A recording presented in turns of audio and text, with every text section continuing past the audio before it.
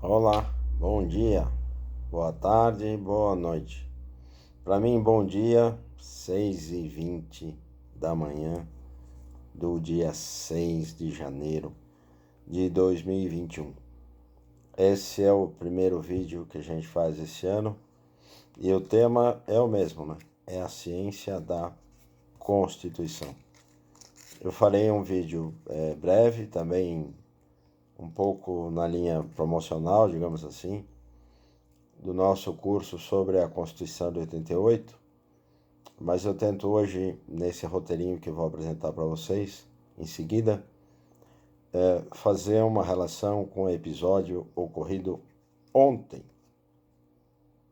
no Brasil, quando o nosso eleito presidente disse que o país está quebrado e não pode fazer nada. Então, ao final do nosso vídeo, que será curto, eu retorno a esse tema, tá bem? O nosso roteiro, como os que já estão acostumados, né? Eu sigo um roteiro. E o nosso roteiro de hoje se chama É o Fascismo que Ameaça a Constituição Federal de 88. A Constituição que, por sua vez, não se reduz ao Estado de Direito, ainda que isso seja essencial e fundamental. Então, inicio assim.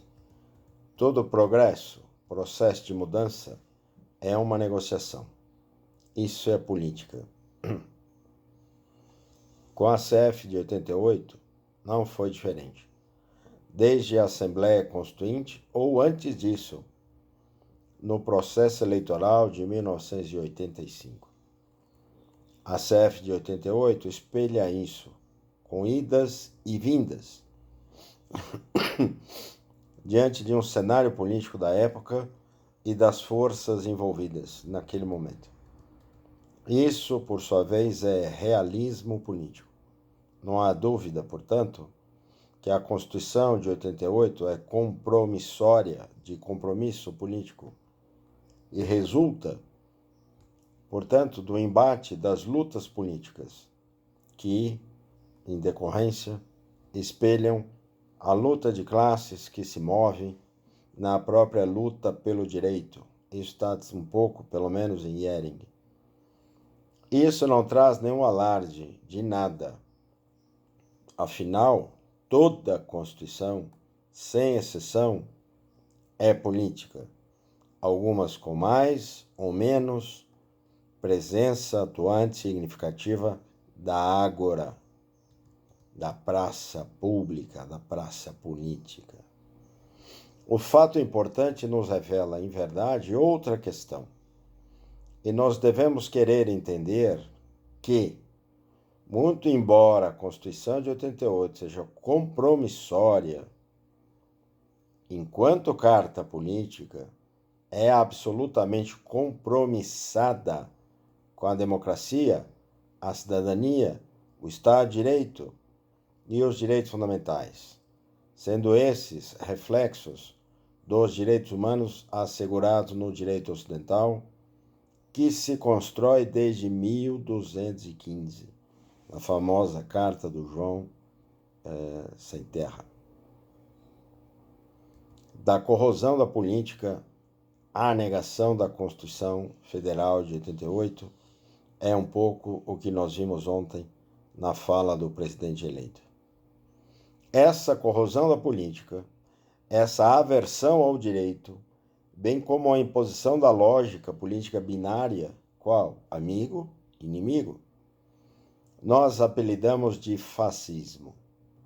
Enquanto o mundo do direito não declinar a terminologia correta, para nós é o fascismo, a própria segurança constitucional, a força normativa da Constituição, estará em sério risco. A começar do Estado de Direito e do sistema de freios e contrapesos, sem contar o princípio republicano e a democracia. Além do controle do barbarismo social que nós deveríamos exercer. Esse, então, que é herdeiro de um alienista, como está em Machado de Assis, do Jeca Tatu, como forma de governança, que está em Lobato, Monteiro Lobato, e das incontáveis vidas secas que foram perdidas nesta pandemia, seguindo aqui Graciliano Ramos. Perdidas para o obscurantismo do capital selvagem que sempre nos colonizou. Este é o fascismo, necrofascismo, racial fascismo. A escravidão sob a gestão do novo ou do antigo capitão do mato, e que dominou o poder e o Estado, pelo menos desde 2018, pelo menos. Do iluminismo constitucional de 1988, nós mergulhamos no fanatismo e obscurantismo medieval, sem dúvida. Mas a questão permanece: o que fazer? A primeira resposta advém de sabermos o que nos aflige.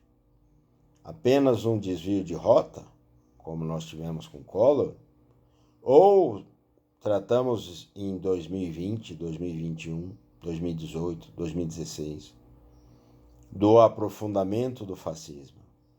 Será que o mundo, o Brasil, em 2020, 2021, com vacina ou sem vacina, com seringa ou sem seringa, com agulha ou sem agulha, ainda comporta análises metafóricas, congestionadas de conceitos liberais, idealistas, meramente semânticos? Será?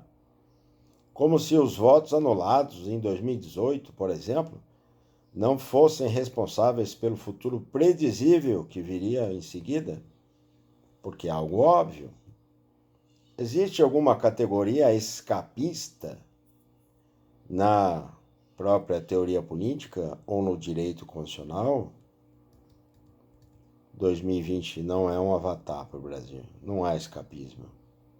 Curiosamente, é a denominada nova direita quem mais ataca o século XX de ser fascista.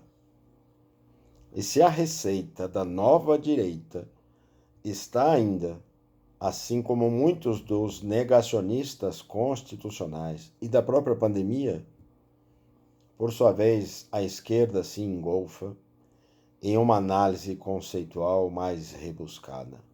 Será o cesarismo de Gramsci ou será o bonapartismo de Marx? Mas por que será tudo isso? Porque nós temos uma superdotação cognitiva, conceitual, ou porque nos apegamos no enfrentamento político à barbárie, quando tínhamos, outro sim, a obrigação de não pactuar com golpes e na crítica. Agora encontramos o conforto de uma crítica velada, mas sem que se faça uma meia-culpa, meia mesmo, meia no sentido de metade da aceitação do erro crasso cometido em 2016 e replicado em 2018.